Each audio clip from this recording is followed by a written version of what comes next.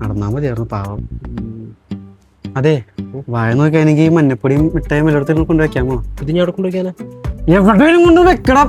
അപ്പൊ അവൻ വിളിച്ചിട്ട് റിയ കേൾക്കുന്നില്ലേ? ഓ കേൾക്കുന്നുണ്ട്. ആ അപ്പൊ അവൻ വിളിച്ചിട്ട് പറഞ്ഞു നമുക്ക് വല്ല ബിസിനസ് തുടങ്ങാന്ന്.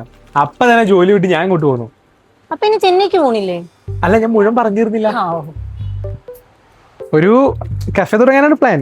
അവിനാശ് തന്നെ പറയണേ. പിന്നെ പപ്പയും പറഞ്ഞു ഒരു എസ്റ്റേറ്റ് കഫേ. മാത്യു, ബിസിനസ് എനിക്ക് പേടിയാണ്. സ്റ്റേബിൾ ആയിട്ട് ഇൻകം ഉള്ള ഒരു ജോലി നോക്കുന്നതല്ലേ നല്ലത്? അതെ. എന്തേ അവൾക്ക് ബിസിനസ്സുകാരോട് പുച്ഛം.